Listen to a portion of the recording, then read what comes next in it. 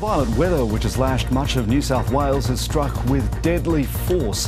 A 76-year-old man has been killed by a falling tree on the Central Coast. More on that soon. First to Sydney, where power outages caused by a wild storm have wreaked havoc with the city's train network. Some lines came to a standstill, making for a horrific evening commute.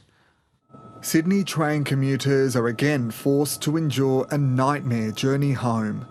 This time, part of the network is brought down by power outages that were caused during a storm that swept through the city hours earlier.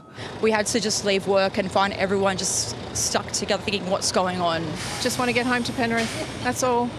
Multiple train lines have been affected, replacement buses running as passengers were advised to delay their trip. I've been waiting for 2 hours and no help came and no direction. I've been here for over an hour as well, just waiting. There's no communication, there's nothing, it's just chaos. Around lunchtime, an intense storm lashed the suburbs. This wheelie bin didn't stand a chance.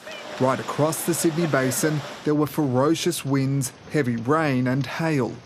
Very windy conditions, very little rainfall because they were moving so quickly, but certainly some very strong wind gusts as they ripped through. Fallen trees on power lines caused havoc. Ausgrid Energy said the hardest hit areas were in the northern beaches, Gosford and the Central Coast. The SES has also responded to over 1,000 calls for help. The majority of calls that New South Wales SES volunteers have responded to have been for trees down blocking roadways, hitting houses and roofs damaged. It was a close call for a mother and baby at North St Mary's after a tree fell on their home. So thankfully, on arrival, the occupants of the main residence had self-evacuated. They were taken to hospital with minor injuries. The day is not yet over. We may see further severe thunderstorms through this evening. A reprieve which may be short-lived. Pablo Vinales, ABC News, Sydney. To the rest of the state now, which has been battered by heavy rain and wild winds. A man was killed by a falling tree, and extreme heat also made for a catastrophic fire risk. Here's Melinda Hayter. Across New South Wales, it's been a case of 4 seasons in one day, with catastrophic fire conditions in some areas and dangerous storms in others. Falling trees caused extensive damage across the state, killing a 76-year-old man on the Central Coast. This tree almost landed on a house in Dubbo. It was very fortunate that it has missed everything structural. Wind speeds in the region reached more than 100 kilometres an hour. Severe winds also caused major damage in the Hunter, while tens of thousands suffered blackouts statewide.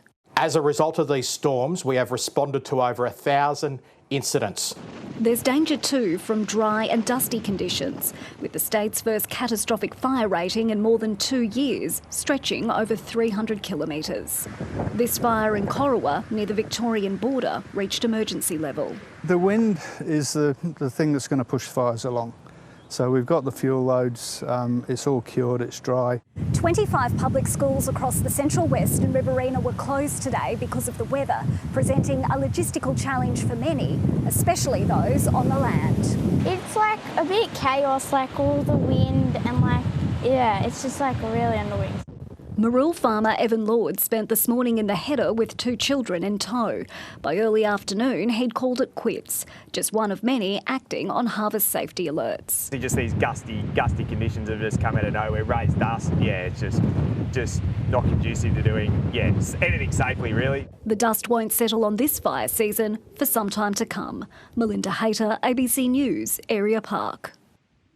Let's get an update now from Gavin Coote at RFS headquarters live tonight. Gavin, there were 2 grass fires that reached emergency warning level today. They were keeping firefighters busy. What's the latest on those 2 fires? Jeremy, both those fires have been downgraded but were of major concern just a couple of hours ago. Residents in the northern outskirts of Corowa were told to seek shelter just after 4 p.m. as a fast-moving grass fire approached homes in that area. Though fire crews did manage to gain control of that and they're now holding that line for now, and we've received no reports of damage to homes. Meanwhile, at the Rock, just south of Wagga Wagga, another fast-moving grass fire triggered an emergency warning. It was approaching homes north of the Rock, though fire crews there have also managed to gain the upper hand. So while the immediate threat has eased for both of those communities, the Rural Fire Service is remaining well and truly on alert with more potential fire danger tomorrow. Let's bring in our ABC meteorologist Tom Saunders now. Tom, what's behind today's wild weather? Well, Jeremy, it's a clash of the seasons. Very hot air over northern Australia, while a pool of polar air is crossing the south. And squeezed between the two, we have a powerful jet stream across New South Wales, which is a key driver behind today's gusty thunderstorms. Now, they sparked up over the inland during the morning, then quickly organised into a band stretching 800 kilometres from the northwest towards the coast. That band is now sitting over the state's northeast, but storms were most severe over central regions, where maximum gusts exceeded 100 kilometres per hour, the highest 119 at Newcastle. And while winds and storms will ease tonight, another burst of dry, warm westerlies is ahead tomorrow, and that's triggered a renewed fire weather warning from the northwest to Sydney, while severe thunderstorms could return to the north coast.